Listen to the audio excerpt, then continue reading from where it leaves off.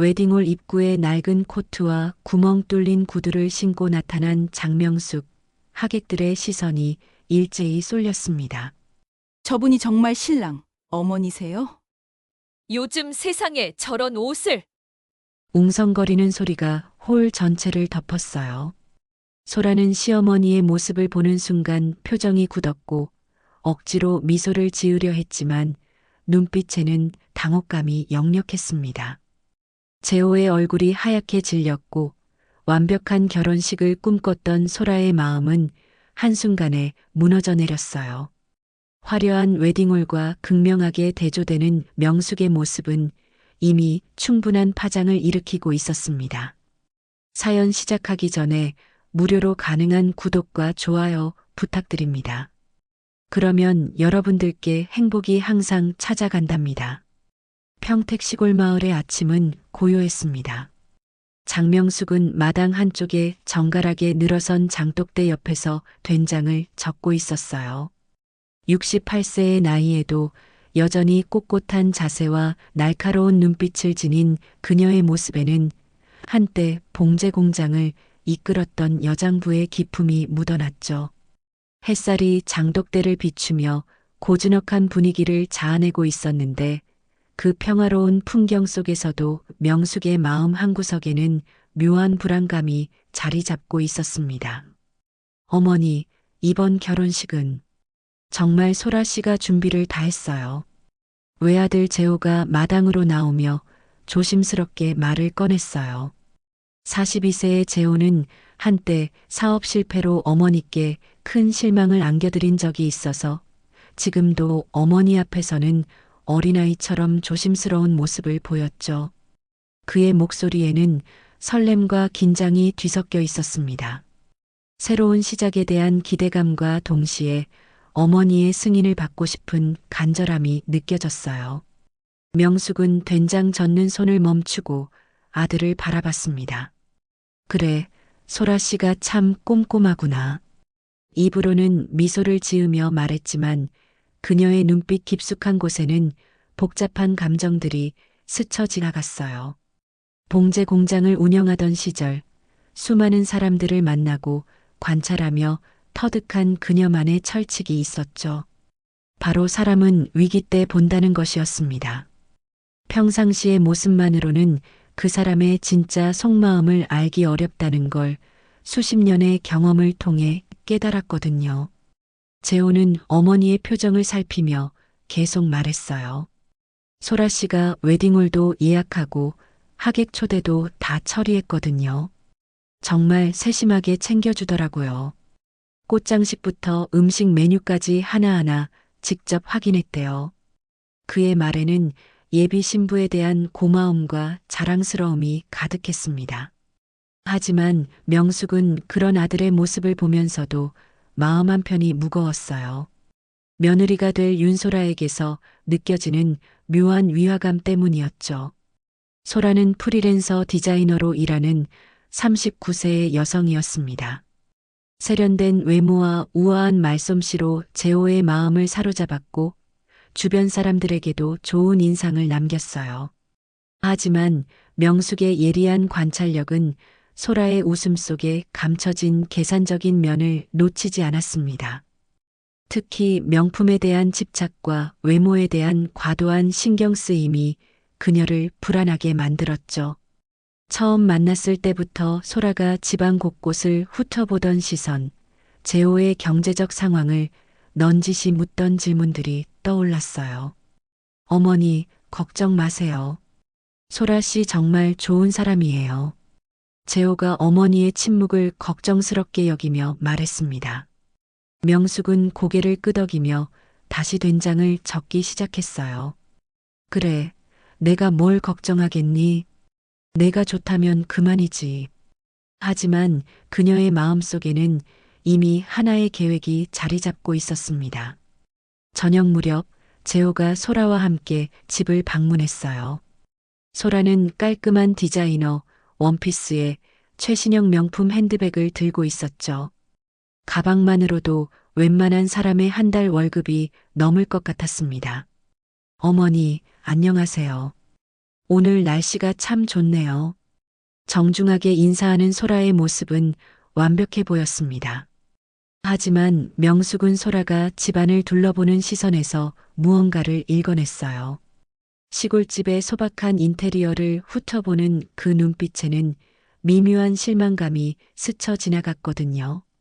식사 자리에서 소라는 능숙하게 화제를 이끌어갔습니다. 어머니께서 봉제 공장을 운영하셨다고 들었어요. 정말 대단하시네요. 요즘 같은 경기에 공장 운영하시기 쉽지 않으셨을 텐데요. 칭찬의 말이었지만 어딘지 형식적으로 들렸어요. 그리고 은근슬쩍 경제적 상황을 타진하는 듯한 뉘앙스도 있었죠. 명숙은 조용히 관찰했습니다. 소라가 음식을 먹는 모습, 대화하는 태도, 재호를 대하는 방식 모든 것을 세심하게 지켜봤어요. 아, 어머니, 이거 어디서 사신 그릇이에요? 참 예쁘네요. 소라가 도자기 그릇을 가리키며 말했어요.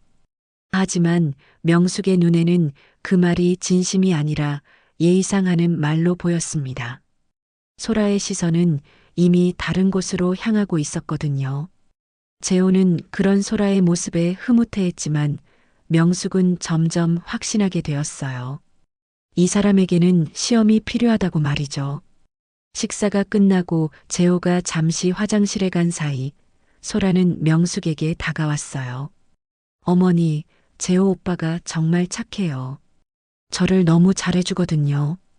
웃으며 말하는 소라의 표정은 사랑스러워 보였지만 명숙은 그 웃음 뒤에 숨은 무언가를 느꼈습니다. 그래, 재호가 착하긴 하지. 하지만 착한 것만으로는 세상을 살기 어려워. 명숙이 의미심장하게 말했어요. 소라는 잠시 당황한 듯 했지만 곧 다시 밝은 표정을 지었죠. 밤이 깊어가고 재호와 소라가 돌아간 후 명숙은 홀로 마당에 앉아 별을 바라봤습니다. 봉제 공장 시절의 기억들이 스쳐 지나갔어요. 새벽 5시부터 밤 10시까지 하루 17시간을 일했던 그때의 고단함과 보람. 손가락이 바늘에 찔려 피가 나도 멈추지 않았던 그 절절한 시간들. 그 모든 것이 아들의 행복을 위해서였는데 과연 소라가 재호를 진심으로 사랑하는 걸까요? 명숙은 천천히 자리에서 일어났어요. 마음속으로 결심했습니다. 며느리가 될 사람이 정말 재호를 사랑하는지 아니면 다른 목적이 있는지 확인해야겠다고요. 봉제 공장에서 배운 가장 중요한 교훈이 있었거든요. 사람의 진짜 모습은 편안할 때가 아니라 어려울 때 드러난다는 것 말이에요. 결혼을 일주일 앞둔 어느 오후 명숙은 마당에서 빨래를 걷고 있었습니다. 따스한 봄바람에 하얀 이불이 펄럭이는 평화로운 순간이었죠. 그때 집 전화가 울렸어요. 수화기를 든 명숙의 표정이 점점 굳어졌습니다. 명숙 씨, 며느리 될 사람 말이야. 어제 평택 백화점에서 또 명품 가방 샀다더라. 동네 슈퍼를 운영하는 김순자의 목소리였어요. 500만 원짜리래. 그것도 카드로 긁더라고. 우리 딸이 그 백화점에서 일하는데 직접 봤다는 거야. 순자의 말에는 걱정과 호기심이 뒤섞여 있었습니다. 명숙은 전화를 끊은 후 한참을 생각에 잠겼어요. 500만 원짜리 가방이라니. 프리랜서 디자이너인 소라가 그런 고가의 물건을 쉽게 살 수 있을까요? 재호의 사업이 아직 궤도에 오르지 않은 상황에서 말이에요. 명숙의 머릿속에 의문이 꼬리를 물었습니다. 혹시 소라가 재호와 결혼하면서 기대하는 것이 따로 있는 건 아닐까요? 그날 저녁 재호가 혼자 집에 왔어요. 어머니, 소라가 죄송하다고 전해달라고 하네요. 갑자기 급한 일이 생겨서 오늘은 못 온대요. 재호의 표정은 아쉬워 보였지만 명숙은 오히려 다행이라고 생각했어요. 아들과 단둘이 대화할 기회였거든요. 재호야, 소라 씨가 평소에 쇼핑을 자주 하니? 명숙이 자연스럽게 물었습니다. 재호는 잠시 머뭇거리더니 대답했어요. 가끔 하는 것 같아요. 여자들은 다 그런 거 아닌가요? 소라도 디자이너니까 옷이나 가방에 신경 쓰는 게 당연하죠. 아들의 대답에서 명숙은 재호가 소라의 소비 패턴에 대해 제대로 알지 못한다는 걸 깨달았어요. 그런데 말이야, 요즘 명품 가방이 얼마나 비싼지 아니? 명숙이 넌지시 물었습니다. 재호는 어리둥절한 표정을 지었어요. 글쎄요. 비싸긴 하겠지만 소라가 스스로 번 돈으로 사는 거니까요. 순진한 아들의 대답을 들으며 명숙은 한숨을 내쉬었습니다. 재호는 여전히 소라를 완전히 신뢰하고 있었거든요. 그날 밤 명숙은 잠들지 못하고 뒤척였어요. 봉제 공장을 운영할 때의 기억들이 되살아났습니다. 직원들 중에 겉으로는 성실해 보이지만 실제로는 회사 돈을 빼돌리는 사람들이 있었거든요.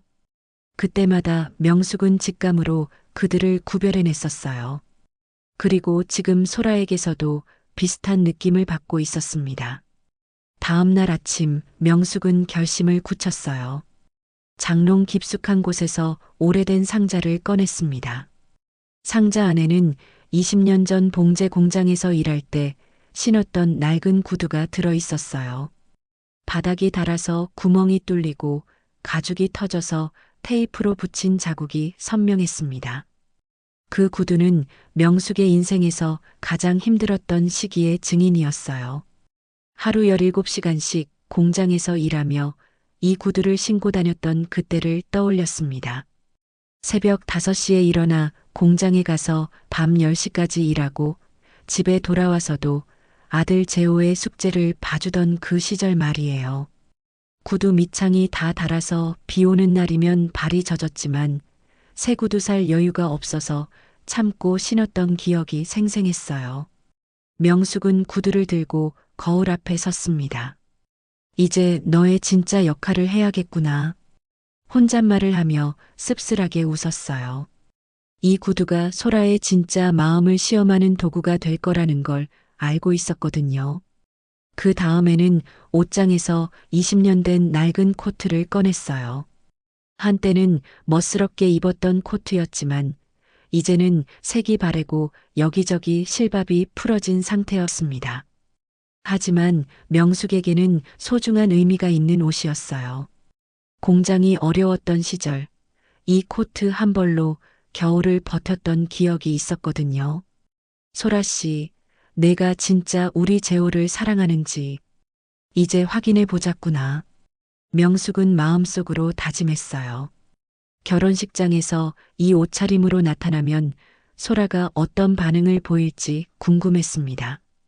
진정으로 재호를 사랑한다면 시어머니의 옷차림 따위는 신경 쓰지 않을 텐데 만약 체면과 외형만 중시한다면 분명 당황할 거예요. 명숙은 또 다른 상자에서 낡은 천가방을 꺼냈습니다. 시장에서 장을 볼 때 쓰던 가방이었는데 구석구석이 해져서 기워 쓴 흔적이 역력했어요. 하지만 이 가방에도 특별한 의미가 있었습니다. 공장에서 번 첫 월급을 이 가방에 넣어서 집에 가져왔던 기억이 있었거든요. 재호에게는 미리 말하지 않기로 했어요.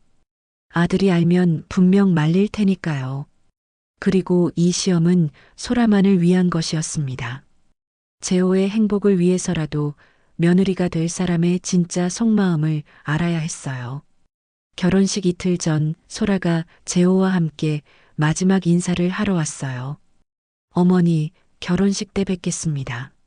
정말 좋은 하루가 될 것 같아요. 소라는 환하게 웃으며 말했습니다. 그때 소라가 들고 있던 것은 또 다른 새 명품 가방이었어요.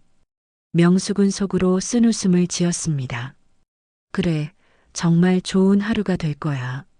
모든 게 드러나는 날이 되겠지. 명숙이 의미심장하게 말했어요. 소라는 그 말의 진짜 뜻을 알지 못한 채 기분 좋게 웃었습니다. 하지만 명숙의 마음속에는 이미 확고한 계획이 세워져 있었어요. 내일 결혼식장에서 모든 것이 결정될 거라는 확신과 함께 말이죠. 결혼식 당일 아침, 명숙은 평소보다 일찍 일어났습니다. 거울 앞에서 20년 된 낡은 코트를 입고 바닥에 구멍이 뚫린 구두를 신었어요. 손에는 해진 천가방을 들었죠. 거울 속 자신의 모습을 보며 명숙은 깊게 숨을 들이쉬었습니다. 자, 이제 시작이구나. 한편 서울 시내 대형 웨딩홀은 이른 아침부터 분주했어요. 그랜드 팰리스 웨딩홀이라는 화려한 간판이 걸린 이곳은 소라가 직접 선택한 최고급 결혼식장이었습니다. 입구부터 천장까지 하얀 장미와 백합으로 장식되어 있었고 크리스털 샹들리에가 웅장하게 빛나고 있었어요. 하객들이 하나둘 도착하기 시작했는데 모두들 화려한 옷차림으로 멋을 내고 있었죠. 소라는 신부 대기실에서 마지막 화장을 다듬고 있었어요. 수백만 원짜리 웨딩드레스를 입은 그녀의 모습은 정말 아름다웠습니다. 드레스는 유명 디자이너가 직접 제작한 것이었고 액세서리 하나하나도 모두 명품이었어요. 소라야, 정말 예쁘다. 오늘 너 때문에 재호가 얼마나 행복할까. 소라의 친구들이 입을 모아 칭찬했습니다. 재호는 신랑 대기실에서 넥타이를 매며 떨리는 마음을 가라앉히고 있었어요. 형, 긴장하지 마. 오늘이 내 인생에서 가장 행복한 날이야. 친구들이 격려했지만 재호의 마음 한편에는 묘한 불안감이 있었습니다. 어머니가 오늘 무슨 옷을 입고 오실지 걱정이었거든요. 며칠 전부터 어머니의 표정이 심상치 않았거든요. 오전 11시 하객들이 본격적으로 도착하기 시작했어요. 소라의 친구들은 모두 세련된 옷차림으로 나타났고 재호의 친구들도 정장을 깔끔하게 차려입고 왔습니다. 웨딩홀 로비는 점점 사람들로 가득 찼어요. 화려한 꽃장식과 우아한 음악이 어우러져 완벽한 결혼식의 분위기를 연출하고 있었죠.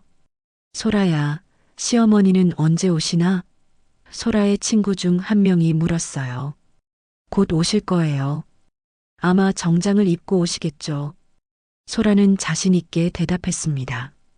하지만 속으로는 약간의 걱정도 있었어요. 시골에 사시는 시어머니가 이런 고급 웨딩홀에 어울리는 옷차림을 하고 오실까 하는 걱정 말이죠. 오전 11시 30분 웨딩홀 입구에 택시 한 대가 멈춰 섰어요. 차에서 내린 명숙의 모습을 본 하객들의 시선이 일제히 그녀에게 쏠렸습니다. 낡은 코트에 구멍 뚫린 구두, 그리고 해진 천가방을 든 명숙의 모습은 화려한 웨딩홀과는 너무나 대조적이었어요. 웅성거리는 소리가 여기저기서 들려왔습니다. 저분이 누구시지? 신랑 쪽 하객인가? 옷차림이 좀. 하객들의 수군거림이 점점 커졌어요. 명숙은 그런 시선들을 아랑곳하지 않고 당당하게 웨딩홀 안으로 걸어 들어갔습니다. 로비에서 접수를 하는 직원도 잠시 당황한 표정을 지었지만 곧 정중하게 안내했어요. 신부 대기실에 있던 소라에게 급히 소식이 전해졌어요. 소라야, 시어머니 오셨는데. 옷차림이 좀 특이하셔. 친구의 말에 소라는 거울 속 자신의 모습을 다시 한번 확인했습니다. 완벽하게 화장한 얼굴, 값비싼 드레스, 빛나는 액세서리들, 그리고 잠시 후 마주하게 될 시어머니의 모습을 상상하며 불안감이 스쳤어요. 재호는 신랑 대기실에서 친구의 말을 듣고 깜짝 놀랐어요. 어머니가 어떤 옷을 입고 오셨다고? 글쎄, 좀 평상복 같은데. 아니, 그보다도. 친구는 말을 머뭇거렸습니다. 재호는 급히 밖으로 나가려 했지만 식이 곧 시작된다는 직원의 말에 발걸음을 멈췄어요. 웨딩홀 메인홀에서는 하객들이 자리를 잡고 있었어요. 명숙이 앞쪽 자리에 앉자 주변 사람들의 시선이 계속 그녀에게 향했습니다. 저분이 정말 신랑 어머니세요? 시골에서 오셨나 봐요. 요즘 세상에 저런 옷을. 속삭이는 소리들이 명숙의 귀에 들려왔지만 그녀는 태연하게 앞을 바라보고 있었어요. 드디어 결혼식이 시작될 시간이 되었습니다. 먼저 재호가 입장했어요. 검은 턱시도를 입고 나타난 재호의 모습은 정말 멋있었지만 그의 얼굴에는 긴장감이 역력했습니다. 하객석에 앉아 있는 어머니를 발견한 재호의 눈이 커졌어요. 어머니, 재호의 속마음은 복잡했습니다. 어머니가 왜 그런 옷차림을 하고 오셨는지 이해할 수 없었거든요. 이어서 웨딩 마치가 울려 퍼지며 소라가 입장했습니다. 순백의 드레스를 입고 나타난 소라의 모습에 하객들은 감탄사를 연발했어요. 정말 아름답다. 드레스가 환상적이네. 소라는 웃으며 버질로드를 걸었지만 하객석에 앉아 있는 시어머니의 모습을 보는 순간 표정이 굳었습니다. 명숙과 시선이 마주친 소라는 억지로 미소를 지으려 했지만 눈빛에는 당혹감이 역력했어요. 이런 중요한 날에 시어머니가 왜 그런 옷차림을 했는지 이해할 수 없었거든요. 주변 하객들의 수군거리는 소리가 더욱 크게 들렸습니다. 신부 얼굴이 왜 저래? 뭔가 어색한데? 재호는 소라가 제단까지 올라오는 동안 계속 어머니를 바라봤어요. 명숙은 아들의 시선을 받으며 씁쓸하게 미소 지었습니다. 이제부터가 진짜 시작이구나. 마음속으로 생각하며 소라의 진짜 마음을 확인할 준비를 했어요. 화려한 웨딩홀과 대조되는 자신의 모습이 이미 충분한 파장을 일으키고 있다는 걸 알고 있었거든요. 식전 리허설 시간, 웨딩홀은 잠시 조용해졌습니다. 주례사가 마지막 준비를 하는 동안 하객들은 로비에서 담소를 나누고 있었어요. 소라는 이 틈을 타서 명숙을 조용한 구석으로 불렀습니다. 소라의 얼굴에는 억지로 지은 미소가 떠 있었지만 눈빛은 차갑게 식어 있었어요. 어머니, 잠깐 이야기 좀 할까요? 소라의 목소리는 예의 바르게 들렸지만 어딘지 경직되어 있었습니다. 명숙은 고개를 끄덕이며 소라를 따라갔어요. 웨딩홀 한쪽에 마련된 작은 상담실로 들어가자 소라는 문을 조심스럽게 닫았습니다. 어머니, 오늘 정말 중요한 날인데. 소라가 말을 꺼내려다 멈췄어요. 어떻게 시작해야 할지 모르겠다는 표정이었죠. 명숙은 소라의 속마음을 읽으며 조용히 기다렸습니다. 드디어 소라가 용기를 내어 말했어요. 어머니, 제발. 사진에 이렇게 나오시면 안 돼요. 소라의 목소리에는 간절함이 담겨 있었습니다. 하객들이 뭐라 하겠어요? 저도 체면이 있고 재호 오빠도 마찬가지잖아요. 소라는 명숙의 낡은 옷차림을 위아래로 훑어보며 말했어요. 특히 구멍 뚫린 구두를 보는 소라의 시선에는 명백한 불쾌감이 드러났습니다. 명숙은 소라의 말을 들으며 마음속으로 씁쓸하게 웃었어요. 예상했던 반응이었거든요. 내가 오늘 너랑 사진 찍으려고 온 건 아니야. 명숙의 목소리는 차분했지만 눈빛은 날카로웠습니다. 나는 내 아들의 결혼식에 온 거고 내가 입고 싶은 옷을 입고 왔을 뿐이야. 소라는 당황했어요. 시어머니가 이렇게 단호하게 나올 줄 몰랐거든요. 어머니, 그런 뜻이 아니라 오늘은 정말 특별한 날이잖아요. 모든 게 완벽해야 하는데. 소라의 목소리가 점점 떨리기 시작했습니다. 지금까지 준비한 완벽한 결혼식이 시어머니의 옷차림 때문에 망가질 수도 있다는 생각에 초조해졌어요. 그때 상담실 밖에서 웅성거리는 소리가 들려왔어요. 하객 몇 명이 지나가면서 나누는 대화였습니다. 저분이 정말 신랑 어머니야? 옷차림이 시골에서 오셨나 봐. 요즘 세상에 저런 구두를. 신부가 좀 창피하겠다. 소라는 그 소리를 들으며 얼굴이 빨갛게 달아올랐어요. 어머니, 들으셨죠? 사람들이 뭐라고 하는지. 소라의 목소리에는 억울함이 섞여 있었습니다. 저도 재호 오빠를 정말 사랑해서 결혼하는 건데 이런 식으로 되면.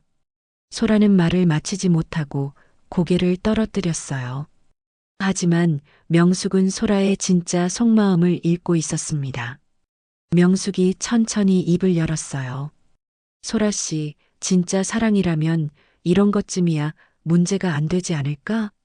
명숙의 말에 소라는 고개를 들어 시어머니를 바라봤습니다. 사람들이 뭐라고 하든 내가 재호를 진심으로 사랑한다면 내 옷차림 따위는 신경 쓰지 않을 텐데. 소라는 잠시 말이 막혔어요. 시어머니의 말이 맞는 것 같으면서도 현실적으로는 받아들이기 어려웠거든요. 어머니, 그런 게 아니라 저희도 사회생활을 해야 하고 체면이라는 게 있잖아요. 소라의 변명은 점점 궁색해졌습니다. 그 순간 상담실 문이 열렸어요. 재호가 들어왔습니다. 어머니, 소라야, 여기 있었구나. 곧 식이 시작된다는데. 재호는 두 사람의 표정을 보며 뭔가 심각한 대화가 오갔다는 걸 눈치챘어요. 무슨 일이야? 소라는 재호를 보자 눈물이 글썽해졌어요. 오빠 어머니께서. 하지만 말을 끝까지 하지는 못했습니다. 시어머니의 옷차림이 싫다고 직접적으로 말하기에는 너무 노골적이었거든요. 재호는 어머니와 소라 사이에서 난처한 표정을 지었어요. 명숙이 먼저 입을 열었습니다. 재호야, 괜찮다. 소라 씨랑 이야기 좀 했을 뿐이야. 하지만 재호는 분위기가 심상치 않다는 걸 느꼈어요. 어머니의 평소와 다른 옷차림도 그렇고 소라의 당황한 표정도 그렇고 말이죠. 상담실 밖에서 또 다른 하객들의 대화가 들려왔어요. 신부 친구들이 뭐라고 하던데? 시어머니 옷차림 때문에 민망하다고. 아, 정말? 그럼 신부가 얼마나 스트레스 받겠어. 소라는 그 소리를 들으며 더욱 초조해졌습니다. 친구들까지 자신을 동정의 시선으로 보고 있다는 게 견디기 어려웠어요. 어머니, 정말 부탁드려요. 혹시 다른 옷이라도. 소라가 마지막으로 시도해봤지만 명숙은 고개를 저었습니다. 소라 씨, 나는 이 옷이 내게는 가장 의미 있는 옷이야. 이 구두도 마찬가지고. 명숙의 목소리에는 단호함이 담겨 있었어요. 재호는 두 사람 사이에서 어떻게 해야 할지 몰라 했어요. 어머니의 뜻도 이해가 가고 소라의 마음도 이해가 갔거든요. 어머니, 소라야, 우리 모두 오늘은 좋은 날로 만들어 보자. 옷이 중요한 게 아니라 마음이 중요한 거 아닌가. 하지만 소라의 표정은 여전히 굳어 있었어요. 시어머니의 완고한 태도에 실망감을 감추지 못했습니다. 그리고 명숙은 소라의 그런 모습을 보며 더욱 확신했어요. 이 사람은 진정으로 재호를 사랑하는 게 아니라 다른 목적이 있다는 걸 말이죠. 진짜 시험은 이제부터 시작이었습니다. 상담실에서 나온 소라의 얼굴은 창백했습니다. 억지로 미소를 지으려 했지만 눈빛에는 동요가 역력했어요. 재호는 어머니와 소라 사이에서 어쩔 줄 모르며 두 사람을 번갈아 바라봤습니다. 웨딩홀 로비로 돌아오자 하객들의 시선이 일제히 그들에게 쏠렸어요. 소라야, 괜찮아? 소라의 친구 미경이 다가와 속삭였습니다. 얼굴이 안 좋아 보이는데. 미경의 눈빛은 명숙의 옷차림을 훑어보며 동정 어린 표정을 지었어요. 정말 오늘 같은 날에. 미경이 중얼거리는 소리가 소라의 귀에 들렸습니다. 소라는 친구의 말을 들으며 더욱 속상해졌어요. 완벽하게 준비한 결혼식이 시어머니의 옷차림 때문에 망가지는 것 같았거든요. 괜찮아, 미경아. 별일 아니야. 소라는 애써 태연한 척했지만 목소리는 떨리고 있었습니다. 그때 웨딩홀 사회자가 마이크를 잡고 안내했어요. 신랑 신부님과 양가 부모님께서는 주례사 시작 전 마지막 준비를 위해 제단으로 올라와 주시기 바랍니다. 사회자의 밝은 목소리가 홀 전체에 울려 퍼졌습니다. 재호는 소라의 손을 잡으며 제단으로 향했어요. 하지만 소라는 발걸음이 무거웠습니다. 하객석에 앉아있는 시어머니를 바라보며 마음이 복잡했거든요. 명숙은 여전히 당당한 표정으로 앞자리에 앉아 있었습니다. 주변 하객들의 수군거리는 소리에도 전혀 개의치 않는 모습이었어요. 주례사가 막 시작되려던 찰나 소라의 대학 친구인 현주가 뒤에서 속삭였습니다. 야, 소라야. 내 시어머니, 저 신발 진짜 거지 신발 아니야? 현주의 목소리는 작았지만 주변 몇 명이 들을 수 있을 정도였어요. 그 말을 들은 다른 하객들도 명숙의 발밑을 쳐다봤습니다. 소라는 그 순간 온몸에 전기가 흐르는 것 같았어요. 거지 신발이라는 표현이 가슴을 찔렀습니다. 지금까지 참고 있던 감정들이 한꺼번에 터져 나오려 했어요. 완벽한 결혼식을 꿈꿨는데 하객들이 시어머니를 그런 식으로 말하다니. 소라의 얼굴이 점점 붉어졌습니다. 재호는 소라의 변화를 느꼈어요. 소라야, 무슨 일이야? 얼굴이 이상해. 재호가 걱정스럽게 물었지만 소라는 대답할 수 없었습니다. 지금 이 순간 모든 것이 무너지는 것 같았거든요. 수개월 동안 준비한 완벽한 결혼식이 한순간에 엉망이 되는 기분이었어요. 주례사는 계속 진행되고 있었지만 소라의 머릿속은 온통 혼란스러웠습니다. 하객들의 시선이 시어머니와 자신을 번갈아 보는 것 같았어요. 저 신부 시어머니 좀 봐. 완전 대조적이네. 신부가 얼마나 민망할까 같은 말들이 들리는 것 같았습니다. 소라는 참다 못해 재호의 팔을 잡고 제단 뒤쪽으로 살짝 이동했어요. 재호 오빠, 잠깐. 소라의 목소리는 떨리고 있었습니다. 재호는 소라의 심각한 표정을 보며 당황했어요. 왜 그래? 무슨 일인데? 이 결혼. 나 다시 생각해야 할지도 몰라. 소라가 떨리는 목소리로 말했어요. 그 말은 예상보다 크게 나왔고 마침 마이크 테스트를 하던 사회자의 귀에도 들어갔습니다. 사회자는 깜짝 놀라며 소라를 바라봤어요. 재호의 얼굴이 하얗게 질렸습니다. 소라야, 무슨 소리야? 갑자기 왜 그래? 재호의 목소리도 덩달아 커졌고 이제 주변 하객들이 모두 그들을 바라보기 시작했어요. 웨딩홀 안이 순간 술렁거렸습니다.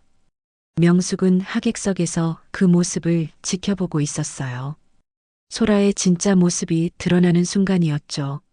명품 드레스를 입고 완벽해 보이던 신부가 시어머니의 옷차림 때문에 결혼을 다시 생각한다고 말하는 모습. 명숙은 마음속으로 씁쓸하게 웃었습니다. 소라 씨, 재호가 다급하게 소라의 손을 잡았어요. 무슨 일인지 말해봐. 우리가 해결할 수 없는 일이 뭐가 있어? 하지만 소라는 고개를 돌리며 시어머니를 바라봤습니다. 명숙과 눈이 마주치자 소라는 더욱 당황했어요. 하객들 사이에서 웅성거리는 소리가 점점 커졌습니다. 무슨 일이야? 신부가 왜 저래? 결혼식 중에 무슨 일이 일어나는 거야? 소라의 친구들은 어찌할 바를 모르며 서로 눈치만 보고 있었어요. 웨딩홀 직원들도 상황을 파악하려고 했지만 무엇이 문제인지 알 수 없었어요.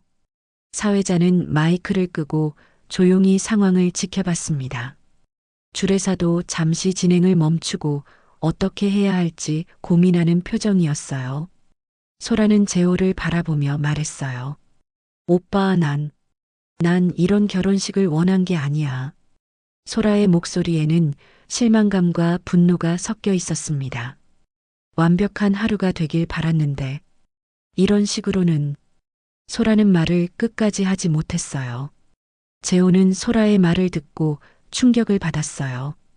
소라가 어머니의 옷차림 때문에 이렇게 반응하는 걸 보며 처음으로 소라의 진짜 모습을 보는 것 같았거든요. 소라야, 설마 어머니 때문에 그러는 거야? 재호의 목소리에는 믿을 수 없다는 뉘앙스가 담겨 있었어요. 명숙은 이제 일어날 때가 되었다고 생각했습니다. 소라의 진짜 속마음이 충분히 드러났거든요. 하객석에서 천천히 일어난 명숙의 모습을 본 사람들이 더욱 조용해졌어요. 이제 명숙이 직접 나서서 모든 것을 정리할 차례였습니다. 하객들이 술렁이는 가운데 명숙은 조용히 자리에서 일어났습니다.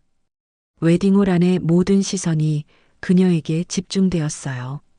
낡은 코트와 구멍 뚫린 구두를 신은 명숙의 모습은 화려한 웨딩홀과 극명한 대조를 이뤘지만 그녀의 표정에는 당당함이 가득했습니다. 소라 씨, 명숙이 제단을 향해 천천히 걸어가며 말했어요. 홀 안이 순식간에 조용해졌습니다. 하객들은 숨을 죽이고 명숙의 다음 말을 기다렸어요.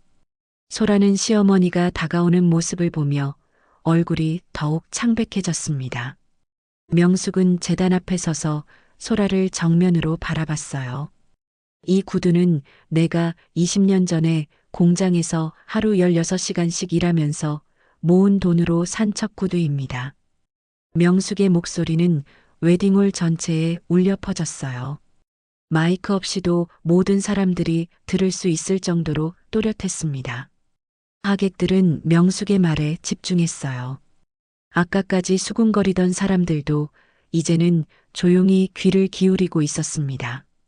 이 구두는 내 인생을 버텨준 증거지요. 새벽 5시에 일어나서 밤 10시까지 일할 때 이 구두와 함께 했어요. 소라는 명숙의 말을 들으며 당황했어요.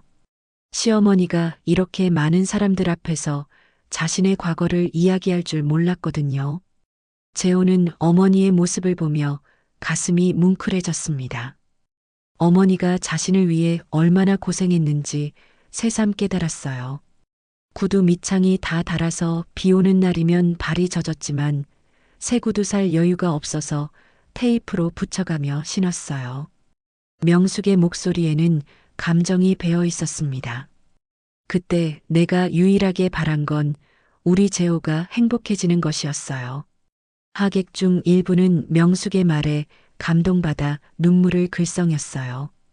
특히 나이 든 하객들은 자신들의 젊은 시절을 떠올리며 고개를 끄덕였습니다. 하지만 소라의 친구들은 여전히 불편한 표정을 감추지 못했어요. 이런 날에 내가 왜 이 구두를 신고 왔는지 한번 생각해 보시오. 명숙이 소라를 직접 바라보며 말했어요. 소라는 시어머니의 시선을 피하고 싶었지만 도망갈 수 없었습니다. 웨딩드레스를 입고 제단에 서 있는 상황에서 어디로 갈 수도 없었거든요. 재호는 어머니와 소라 사이에서 복잡한 심정이었어요. 어머니의 마음도 이해가 가고 소라의 당황스러운 마음도 이해가 갔습니다. 어머니, 재호가 조심스럽게 말을 꺼내려 했지만 명숙은 손짓으로 아들을 제지했어요.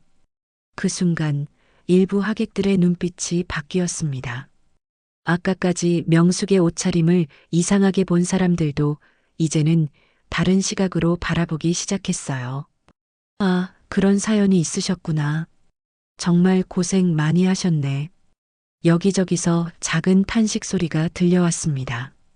하지만 소라는 여전히 불편한 기색을 감추지 못했어요. 시어머니의 사연은 이해가 가지만 그렇다고 해서 이런 중요한 날에 그런 옷차림을 하는 것이 옳다고 생각하지는 않았거든요. 소라는 잠시 말이 막혔지만 곧 마음을 다잡았습니다. 어머니 마음은 충분히 이해해요. 소라가 조심스럽게 말했어요. 하지만 오늘은 정말 특별한 날이잖아요. 모든 사람들이 지켜보는 날인데. 소라의 목소리는 떨리고 있었지만 자신의 생각을 표현하려 노력했습니다. 명숙은 소라의 대답을 예상했다는 듯 고개를 끄덕였어요. 그래요, 특별한 날이죠. 바로 그래서 이 구두를 신고 온 거예요. 명숙의 말에 하객들이 더욱 집중했습니다. 진짜 가족이 되려면 서로의 과거도 받아들일 수 있어야 하지 않을까요?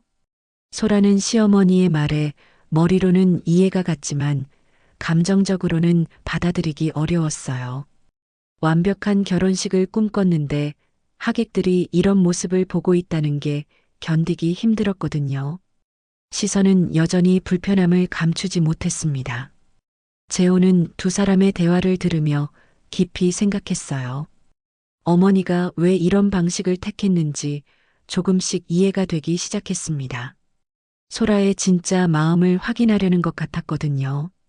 하지만 동시에 소라의 입장도 이해가 갔어요. 어머니, 소라야. 재호가 중재하려 했지만 명숙은 아직 할 말이 남아있다는 듯 손을 들었어요. 하객들은 이 상황이 어떻게 마무리될지 긴장하며 지켜봤습니다. 웨딩홀 안의 분위기는 점점 무거워졌어요. 소라의 친구들은 서로 눈빛을 주고받으며 상황을 지켜봤습니다. 소라가 어떻게 할까? 이런 시어머니랑 어떻게 살아? 속삭이는 소리가 여기저기서 들려왔어요. 소라는 그런 친구들의 시선을 의식하며 더욱 위축되었습니다. 명숙은 소라의 표정을 자세히 관찰했어요. 소라의 눈빛에서 여전히 불편함과 거부감을 읽을 수 있었습니다. 진정한 사랑이라면 이런 상황에서도 포용할 수 있을 텐데 소라는 여전히 체면과 외형에만 신경 쓰고 있었어요. 웨딩홀 분위기는 점점 긴장감으로 가득 찼습니다. 사회자와 주례사도 어떻게 해야 할지 몰라 하며 상황을 지켜봤어요. 이런 일은 결혼식에서 처음 겪는 일이었거든요. 하객들도 숨을 죽이고 다음에 무슨 일이 일어날지 기다렸습니다. 명숙은 마지막으로 소라를 바라보며 말했어요. 소라 씨, 진짜 사랑은 어떤 상황에서도 변하지 않아요. 겉모습이 아니라 마음을 보는 거죠. 그 말과 함께 명숙은 조용히 자리로 돌아갔습니다. 이제 소라가 어떤 선택을 할지 지켜볼 차례였어요. 명숙이 자리로 돌아간 후 웨딩홀은 묘한 정적에 휩싸였습니다. 하객들은 방금 전 일어난 일을 되새기며 조용히 앉아 있었어요. 소라는 제단에서 혼란스러운 표정으로 서 있었고 재호는 어머니와 소라 사이에서 어쩔 줄 모르고 있었습니다. 주례사가 조심스럽게 상황을 정리하려 했어요. 그럼 식을 계속 진행하겠습니다. 하지만 분위기는 여전히 어색했습니다. 소라는 고개를 숙인 채 아무 말도 하지 않았어요. 마음속으로는 온갖 생각들이 뒤엉켜 있었거든요. 식이 끝난 뒤 하객들이 하나둘 자리를 떠나기 시작했습니다. 축하 인사를 건네는 사람들도 있었지만 어딘지 어색한 분위기였어요. 소라의 친구들은 그녀에게 다가와 위로의 말을 건넸습니다. 소라야, 힘내. 이런 일도 있는 거야. 하지만 소라는 별로 위로가 되지 않았어요. 웨딩홀이 거의 비워진 후 명숙은 조용히 재호와 소라를 불렀습니다. 재호야, 소라 씨, 잠깐 이야기 좀 하자. 명숙의 목소리는 차분했지만 무언가 중요한 말을 하려는 듯 했어요. 재호와 소라는 명숙을 따라 웨딩홀 한쪽 조용한 곳으로 갔습니다. 명숙은 두 사람을 마주보고 섰어요. 그리고 핸드백에서 하나의 봉투를 꺼냈습니다. 봉투는 평범해 보였지만 소라의 눈에는 뭔가 중요한 것이 들어있을 것 같았어요. 나는 너희에게 줄 재산이 150억이다. 소라의 눈이 커졌습니다. 150억이라니 상상도 못한 큰 금액이었어요. 봉제 공장을 운영했다고 해서 그 정도의 재산이 있을 줄은 몰랐거든요. 재호도 깜짝 놀란 표정이었습니다. 어머니가 그런 큰 재산을 가지고 계신다는 걸 처음 알았어요. 하지만 그 전에 사람을 먼저 봐야겠지. 명숙은 의미심장한 표정으로 말했어요. 그리고 봉투를 소라에게 건넸습니다. 이걸 열어보세요. 소라는 떨리는 손으로 봉투를 받았어요. 안에 무엇이 들어있을지 궁금하면서도 두려웠습니다. 소라가 봉투를 열어보니 상속 계약서는 없었어요. 대신 깨끗한 운동화 한 켤레와 짧은 쪽지가 들어있었습니다. 소라는 당황한 표정으로 운동화를 꺼내봤어요. 새하얀 운동화는 명숙의 낡은 구두와는 정반대였습니다. 쪽지에는 이렇게 적혀 있었어요. 함께 걸을 준비가 됐을 때 이 길을 이어가리. 소라는 쪽지를 읽고 나서 명숙을 바라봤습니다. 시어머니의 진짜 의도를 이제야 조금 이해할 것 같았어요. 하지만 여전히 마음 한편으로는 복잡한 감정들이 얽혀 있었습니다. 어머니, 이게 무슨 뜻이에요? 재호가 궁금해하며 물었어요. 명숙은 아들을 바라보며 설명했습니다. 재호야, 진짜 가족이 되려면 서로를 있는 그대로 받아들일 수 있어야 해. 가난할 때도 부유할 때도 말이야. 소라는 운동화를 들고 생각에 잠겼어요. 시어머니가 오늘 자신에게 준 시험의 의미를 깨달았습니다. 겉모습이 아니라 진짜 마음을 보라는 뜻이었겠죠. 하지만 솔직히 말하면 아직도 오늘 일어난 일들이 쉽게 받아들여지지 않았어요. 소라 씨, 나는 오늘 내 진짜 모습을 봤어요. 명숙이 조용히 말했어요. 내 옷차림이 마음에 안 든다고 결혼을 다시 생각하겠다고 했지? 소라는 고개를 숙였습니다. 시어머니의 말이 맞았거든요. 그 순간 정말로 그런 생각이 들었었어요.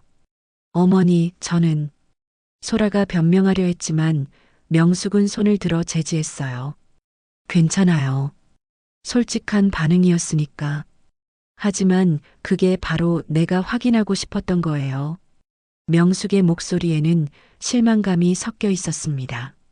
재호는 두 사람의 대화를 들으며 혼란스러웠어요.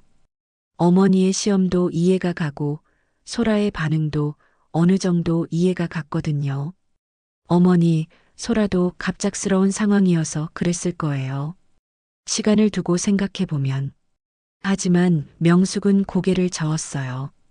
재호야, 사랑은 조건부가 아니야.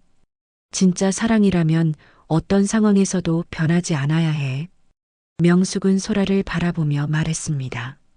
소라 씨는 내 재산을 알고 나서야 마음이 바뀌는 것 같네요. 소라는 그 말에 깊이 찔렸어요. 사실 150억이라는 금액을 듣고 나서 마음이 조금 바뀐 것도 맞았거든요.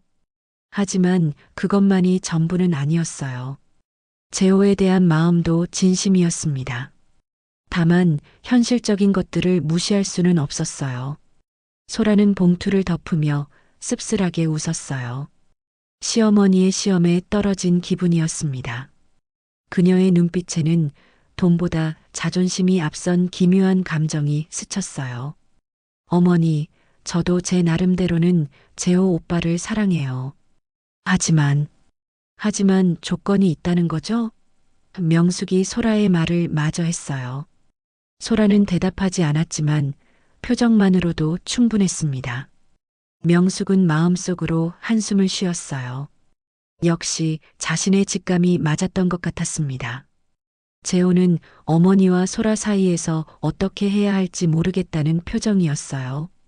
두 사람 모두 자신에게 소중한 사람들이었거든요. 어머니, 소라야, 우리 다시 한번 생각해보자. 오늘 하루만으로 모든 걸 결정할 수는 없잖아. 명숙은 아들의 말을 들으며 고개를 끄덕였어요. 그래, 재호 말이 맞다. 시간을 두고 생각해보자. 하지만 명숙의 마음속 결정은 이미 내려진 상태였습니다.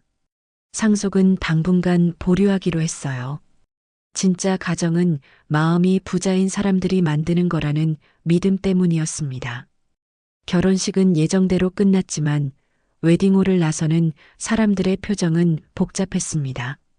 명숙은 상속을 보류한다고 선언했어요. 대신 재호에게 의미심장한 말을 남겼습니다. 진짜 가정은 마음이 부자인 사람들이 만드는 거야. 그 말은 재호와 소라 모두에게 큰 울림을 주었어요.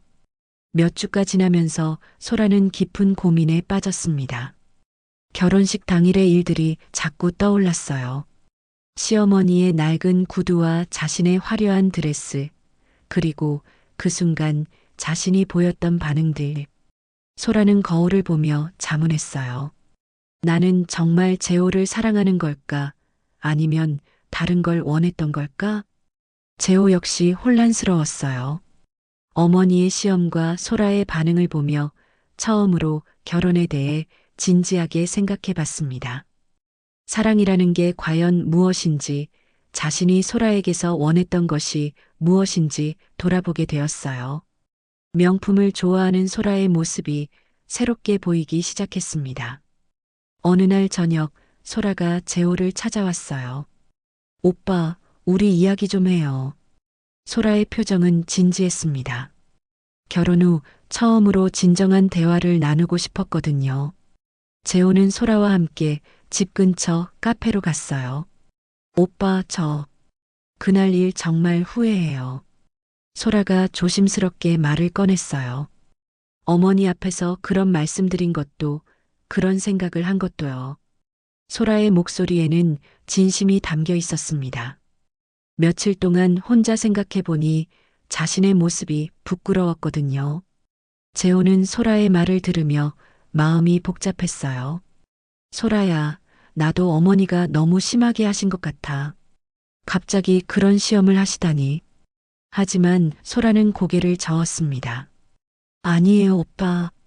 어머니가 하신 말씀이 맞아요. 저는 정말 겉모습만 봤던 것 같아요. 그 후 소라는 변화하기 시작했어요.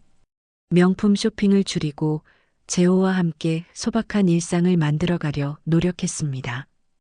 평택 시골집에 자주 찾아가서 명숙과 대화를 나누려 했어요. 처음에는 어색했지만 점차 시어머니의 삶을 이해하게 되었습니다. 명숙도 소라의 변화를 지켜봤어요. 며느리가 진정으로 변하려고 노력하는 모습을 보며 마음이 조금씩 풀렸습니다. 하지만 여전히 신중했어요. 진짜 변화인지 아니면 일시적인 것인지 더 지켜보고 싶었거든요. 몇 달이 지난 어느 날, 재호와 소라가 함께 작은 카페를 시작했다는 소식이 전해졌어요. 소소한 행복이라는 이름의 카페였습니다. 소라가 직접 디자인하고 재호가 운영을 맡았어요.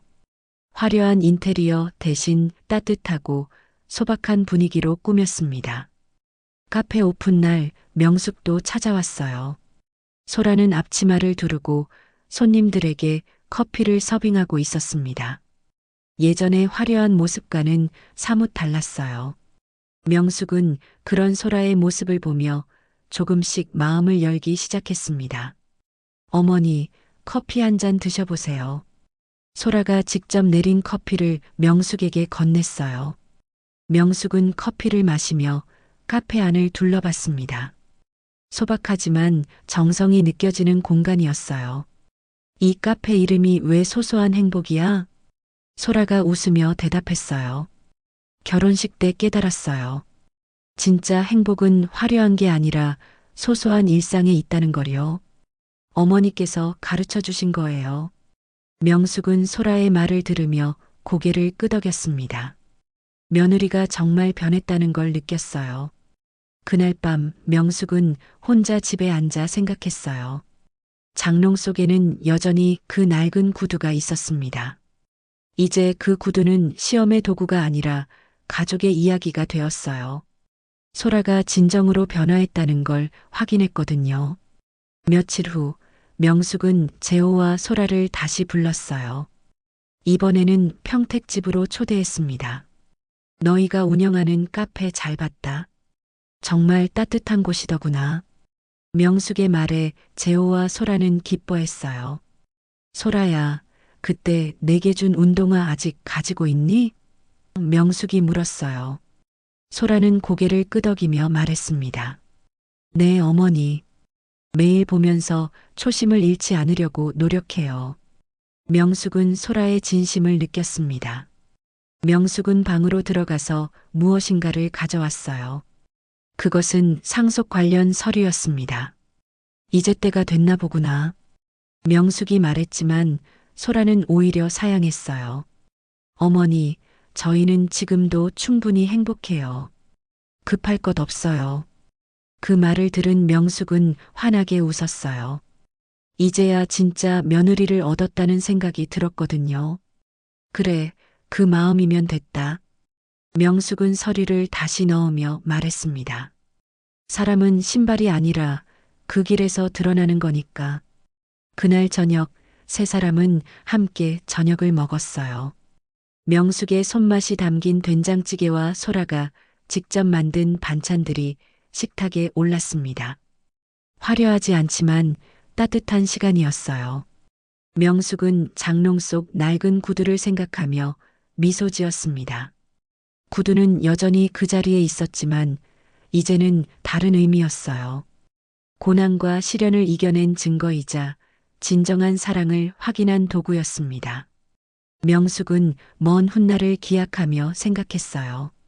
진짜 가족은 이렇게 만들어지는 거구나. 겉모습이 아니라 마음으로 말이지요. 오늘의 사연은 여기까지입니다. 구독과 좋아요 꾹 눌러주시면 영상 제작에 큰 힘이 됩니다. 시청해주셔서 감사드립니다. 행복한 나날 되세요.